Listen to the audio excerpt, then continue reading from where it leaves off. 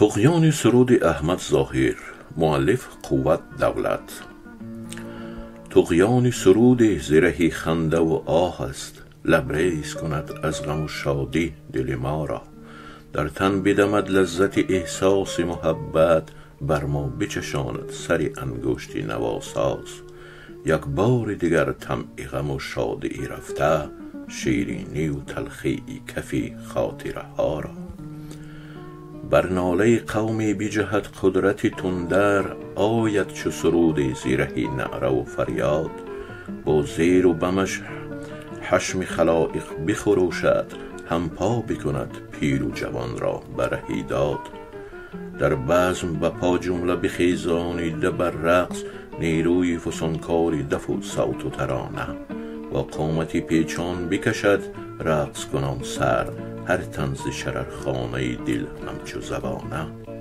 چون زمزمه خیزد ز لب از پی بوسه، اندوده به سوزی دل و با حسرت و ارمان. یاد لب یاری بمکد خون دلم را، با یاد لب آید و لرزد به لبم جان.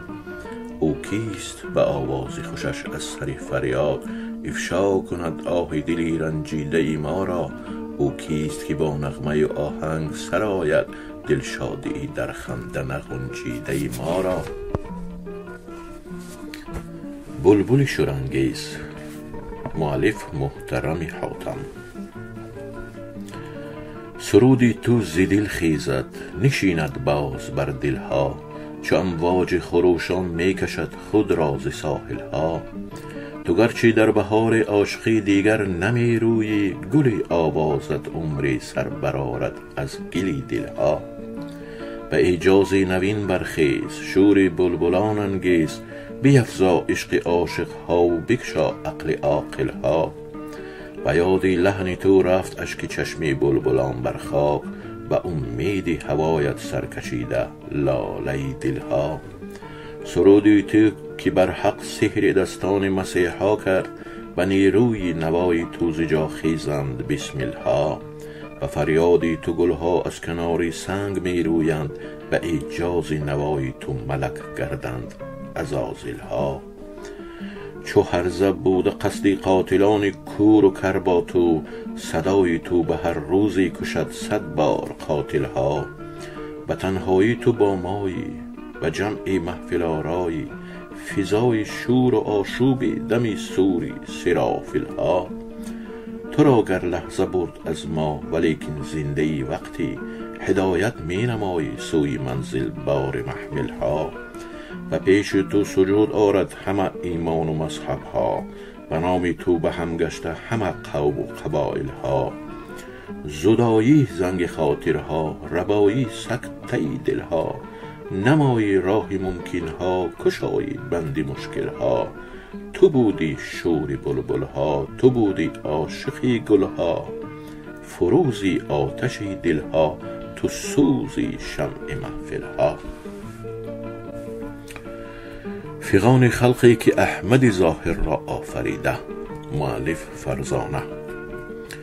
سرودی همچو پیغام حیات آید به گوش من، سرودی که سکونت را کشد در ملک خواب آلود.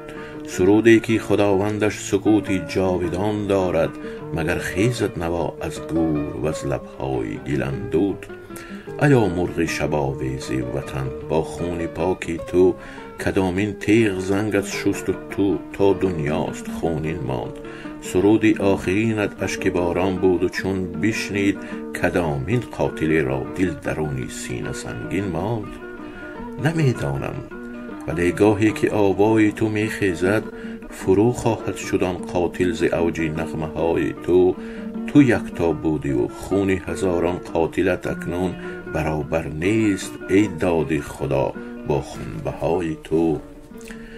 تو در من زاده گشتی همچو پیغام سعادت ها، چو مرهم با سرودت دردهایم را دوا کردی. تو یکتا بودی اما در بزرگی آنچنان بودی، که نقصم را رسا کردی سکوتم را نوا کردی. الا مرغ شباویزی وطن میهن نمی میرد، سرودت در وجودش زندگی را می کند احیا. هنوز آهنگ خیزد از گلوی خونچکان تو در من هستی تا دنیاست تا دنیاست تا دنیا.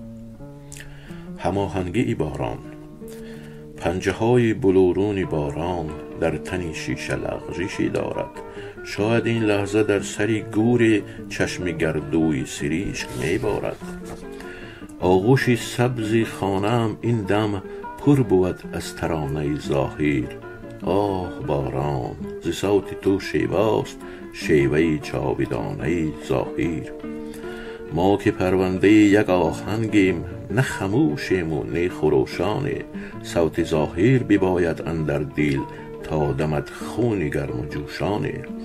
چشمه آب زندگانی است نغمه های روان و شیوایش، بلکه بیدار می کند ما را در محیط خنود آوایش. همچو او بلبلی خوش الحان زاده هر چمن نخواهد شد. درد او قدسی بود و لفظش نیز بود و هست و کهن نخواهد شد. او مرا و چون من هزاران را هم دل و هم نوای دیرین است. با همه تلخی های فرجامش زندگی بخش جان شیرین است. او مرا می شناسد از دوری آنچنان که ستاره شبنم را، یا مرا او نمی شناسد هیچ آنچنان که گذشته این دم را. می دهد روی شیشه را مالیش پنجه های بلورین باران. بعد ما نیز با بشر ماند روح ظاهر حبیب و هم دوران. بحر ترانه زیست، مؤلف امانبک شاهزاده. او با زمانه زیست، با چنگ و با چغانه و راز و فسانه زیست.